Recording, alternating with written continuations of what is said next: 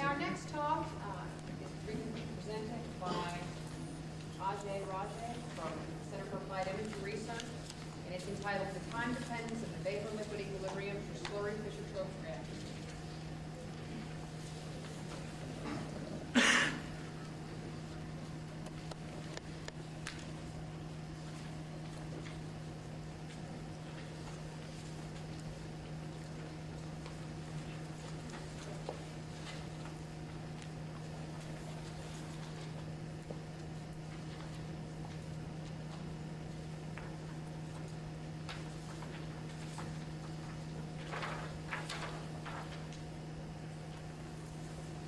Okay, today I'm going to be talking about hydrocarbon selectivity from the Fischer-Tropsch synthesis and how it depends on both the time on stream of the slurry reactor as well as the vapor-liquid equilibrium.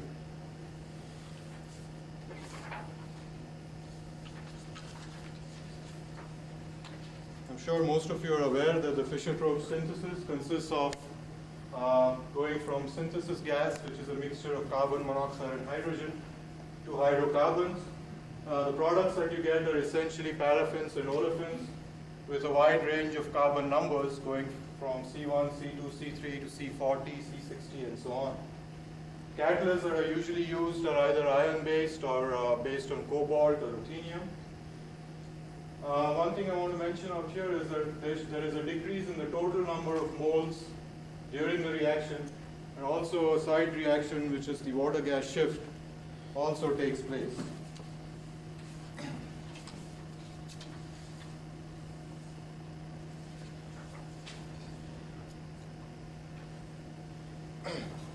One of the common mechanisms which has been proposed for the Fischer-Tropsch synthesis is the Anderson-Schulz-Flory mechanism. And this mechanism states that the Fischer-Tropsch reaction can be considered as a simple polymerization reaction in which a hydrocarbon chain grows on the catalyst surface by stepwise addition of the monomer. And from this mechanism, the concentration of a hydrocarbon with carbon number N is related to the parameter alpha, a single parameter, which is the probability of chain growth. Now, if a plot is made of the log of the mole fraction of each hydrocarbon versus the carbon number, then according to this mechanism, you should get a single straight line with a constant slope given by alpha, which is the chain growth probability.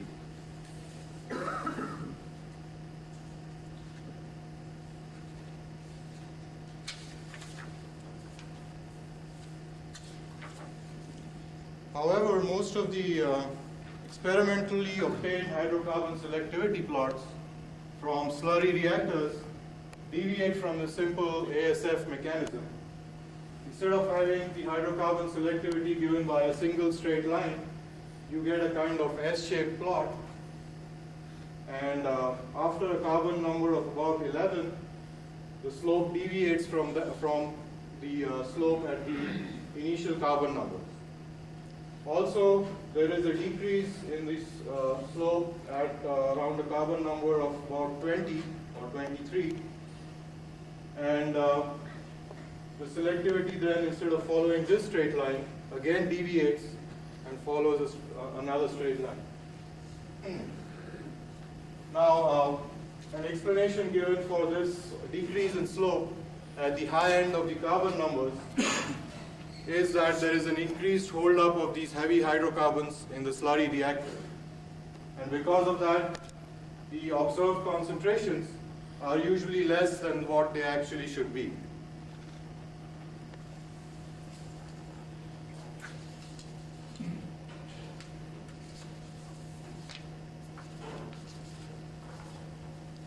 Okay, there have been many reasons which have been proposed for the deviations of the hydrocarbon selectivity from the ASF mechanism. And one of these is given by Satterfield. What he said was that the catalyst is made up of two different types of sites.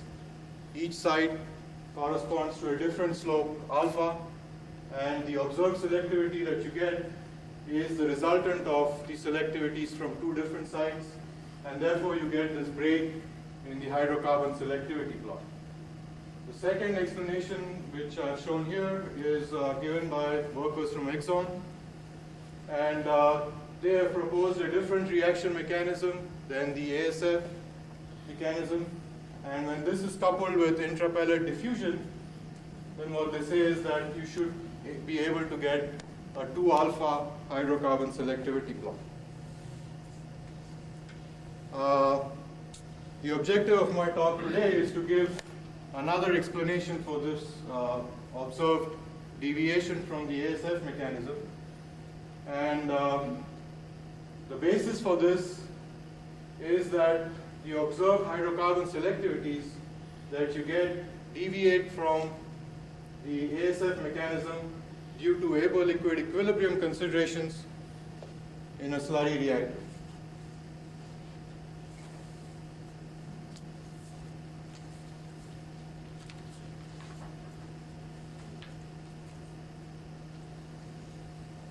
So in this transparency, I've shown a schematic of a slurry reactor. The catalyst is usually slurried with a heavy paraffin oil. Feed gases enter at the bottom, and the products are collected overhead, which are in the vapor phase. First thing that you should realize with this reactor is that it's inherently in unsteady state, at least in the lab when you do carry out the reaction and test the catalyst activity. And it's in unsteady state with respect to the liquid phase compositions in the reactor. For example, Satterfield conducted an experiment in which the initial startup oil or the liquid was a C28 paraffin, and after a long time on stream, he analyzed the liquid and found that the composition consisted of C28 as only 50%. So obviously during the course of this time on stream, the liquid phase compositions must have changed. And if you assume that the vapor phase products coming out of the reactor are in vapor-liquid equilibrium with the liquid remaining in the reactor, then as the liquid phase composition changes, the vapor phase compositions should also change. And here I mentioned that even though the conversion remains constant, since carbon monoxide and hydrogen, the feed gases, are nearly incondensable, you would still have this phenomenon of the conversion remaining constant, but the selectivity changing with time on stream. So we decided to investigate this a little bit further, and we have carried out the Fischer-Tropsch reaction in a slurry reactor using a UCI iron-based catalyst. And these were the reaction conditions which are typical of Fischer-Tropsch reaction over iron catalyst. The initial startup solvent was a C28 paraffin. The H2 by CO ratio was about 0.67. And this reaction was carried out at the same reaction conditions for a long period of time.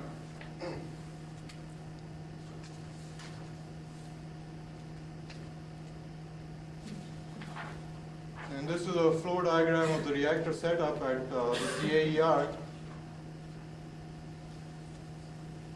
This is the slurry reactor, and initially the catalyst is loaded up. We pre-treat with carbon monoxide for 24 hours, and then start feeding synthesis gas in.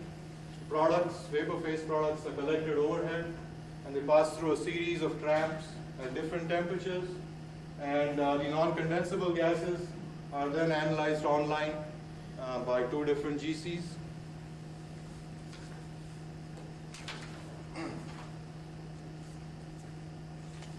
So for this particular run that we made and the catalyst that we used, we obtained conversions which varied with time on stream in this manner.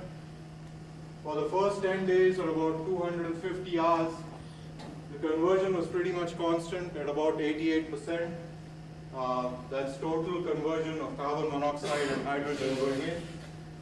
After 10 days, the conversion declined linearly, and at the end, the conversion was about 35%.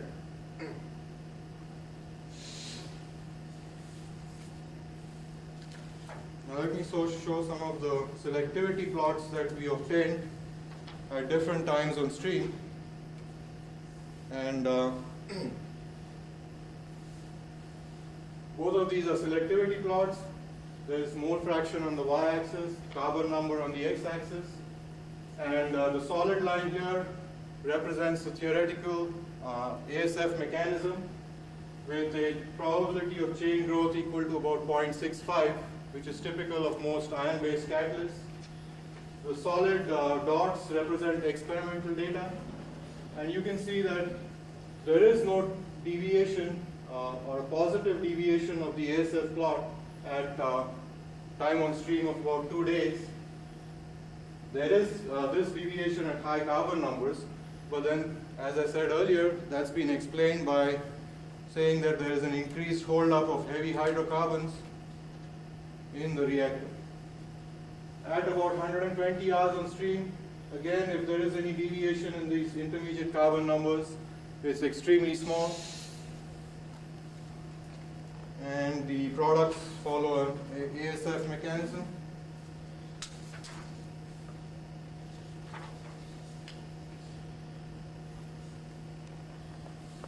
At about the end of 10 days, again, the products follow pretty much the ASF mechanism. However, after about 10 days, the products, vapor phase products, start deviating from the ASF mechanism very slightly. If you recall, this is the time at which the conversion of the catalyst started changing, and it started deactivating linearly after the first 10 days.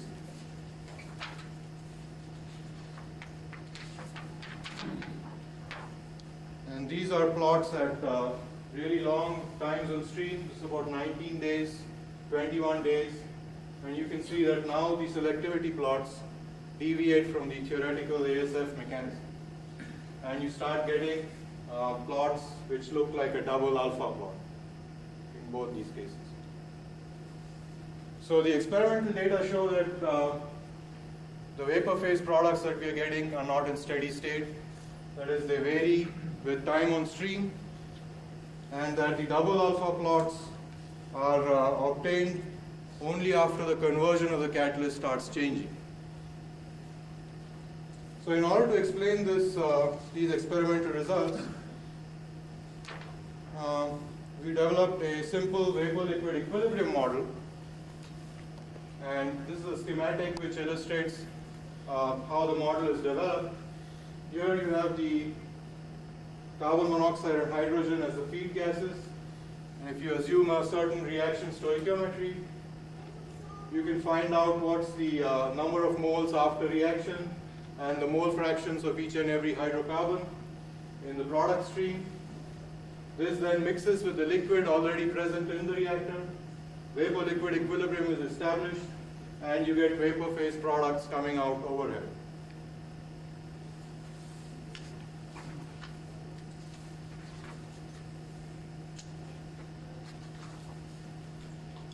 Some of the assumptions and equations that we make in the model are illustrated here. I have assumed a single alpha Anderson-Schulz-free reaction mechanism so that the mole fractions of each hydrocarbon are related to a single parameter alpha. And I also assume a big assumption that the ideal gas law holds so that vapor-liquid equilibrium can be written in terms of the ideal gas law, which is related to partial pressures of the hydrocarbons.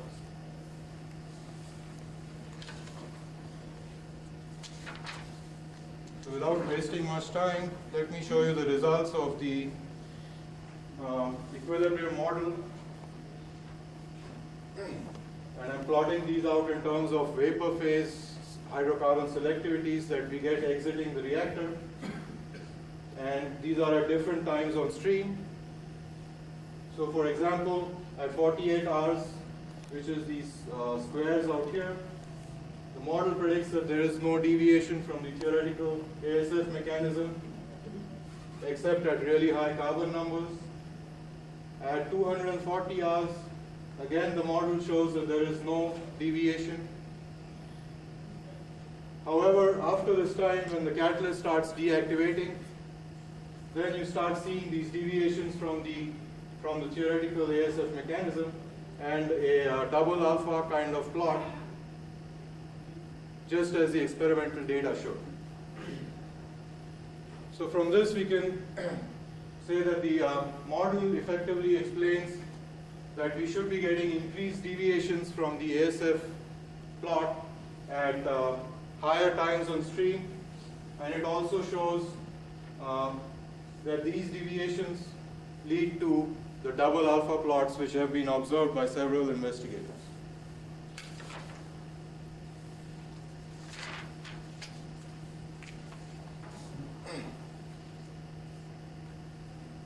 Now coming to the reasons why we get this deviation from the ASF mechanism, what I've shown here is the exit vapor flow rate from the reactor with time on stream, and the vapor flow rate is essentially constant up to a period of 10 days.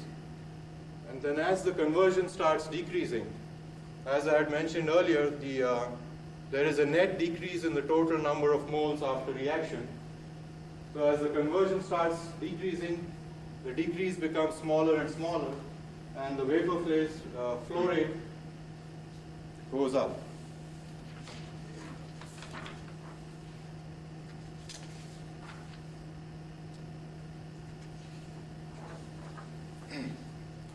In this transparency, I show the mole fraction of the initial startup solvent, which is the C28 paraffin, with time on stream. And you can see that as the reaction is started, the mole fraction of C28 keeps on dropping as more and more of the heavy products of the Fischer-Tropsch get accumulated in the reactor. Once the conversion is no longer the same and starts decreasing, the mole fraction of the C28 oil starts increasing back again. And you can look at this in one way as that during this high conversion level, some of the hydrocarbons are held up in the reactor and they are present in the reactor liquid. And once you increase the vapor flow rate, they tend to flash out, so that the products that you get out here are not only the products which are formed at that particular time, but they're also the part of the products which have been formed earlier in the slurry reactor.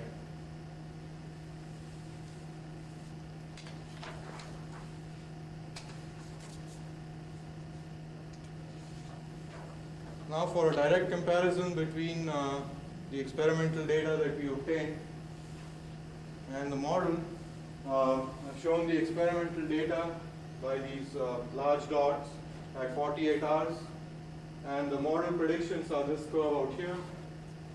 The single straight line out here is the theoretical ASF plot that should have been obtained with an alpha value equal to 0.65.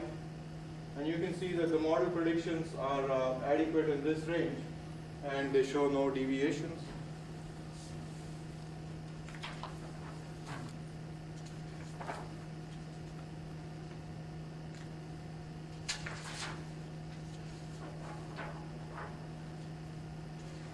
And this is the same even at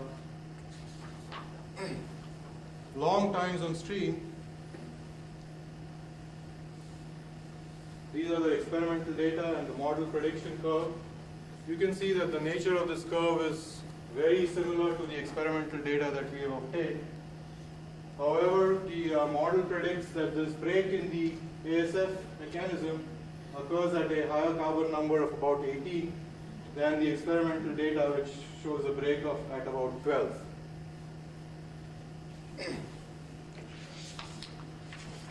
And this is the same also at even greater times on stream. So this is at 504 hours on stream. The nature of the curve is very well given by the equilibrium model. However, the break is appearing at a higher carbon number.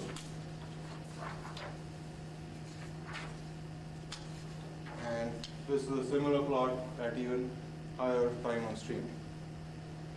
So what this shows is that the the vapor-liquid equilibrium is definitely affecting the hydrocarbon selectivity that is observed from a slurry reactor.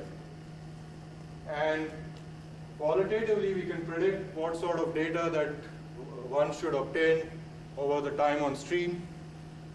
And we can also show that you do get a double alpha plot starting from a single alpha reaction mechanism. At this point in time, I don't know the exact reason, or I can't give you a definitive answer as to why the model predicts a break at a higher carbon number than the experimental data. It might be that it might be due to the assumption that I've made of the ideal gas law, but I have no definitive conclusions to say that yes, it is because of that or it's not because of that. Even though we have low temperatures and pressures, relatively, we have a wide range of carbon numbers over which the data is obtained. And if you look at the critical temperatures, up to about C7, the critical temperatures of the hydrocarbons are above the temperature of the reaction. And at the other end, after about a carbon number of 20, the critical pressures are above what the experimental conditions are.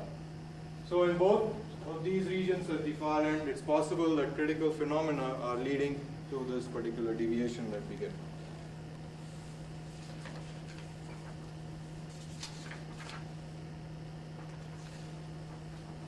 That brings me to the end of my talk, and I'll just finish with the conclusions.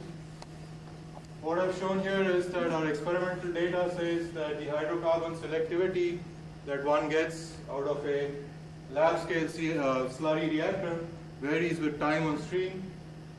I've shown that vapor-liquid equilibrium affects the vapor phase product selectivity that you get out of the reactor.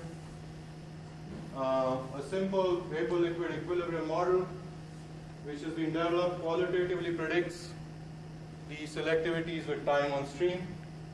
Specifically, the double alpha plots, I think I've shown that they can at least be due to the vapor-liquid equilibrium that's present in the slurry reactor. We are trying to develop a non-ideal vapor-liquid equilibrium model which should or may give us a better quantitative prediction of the hydrocarbon selectivity. And the final conclusion is that these deviations which people have observed in the hydrocarbon selectivities from the theoretical ASF mechanism may be actually due to the nature in which the data has been obtained, or in other words, may be an experimental artifact. So that brings me to the end of my talk. Any questions?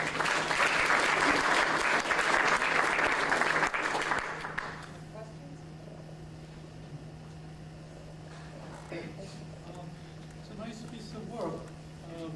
One comment, one question, I guess. What pressures were you running this experiment at? 175 psi. Okay, so in atmospheres, that's what, about 10 atmospheres? It's about 13 atmospheres. So I don't think that the ideal gas assumption is going to be much of a problem, but the ideal liquid mixture may be a problem. But there's enough software available, I think, to calculate activity coefficients. So you should be able to incorporate those right in the model with no loss of ease of trying to analyze. The only problem there is what I mentioned about the supercritical pressures. You're above the supercritical. After about C20, the critical pressure is such that those hydrocarbons should be actually in the liquid phase. They should not be in the gas phase. If they were pure. So I mean, and usually people take this into account in, I don't know what way, but they do it in such a way that the concentrations that the model predicts are actually... There are ways to deal with situations where one component is greater than its own critical pressure. Okay. Yeah, this is just a simple question to show you how little I understand what you're saying. But if you build up these hydrocarbons with time on stream in your solution, and then you flash them as you lose activity, does your model predict at some point that you deplete those higher hydrocarbons and then you return back to that single output plot? No, see, it also depends on the startup oil that we have. Okay. So our startup oil is C28 paraffin, and that is continuously being lost from the reactor. So what happens as we increase the time on stream is that the liquid level goes down. And for some of the catalysts, we have obtained dry reactors after about 25, 26 days. So, and maybe that's part of the reason why the catalyst activity declines, because the liquid level keeps on decreasing. But we don't know for sure.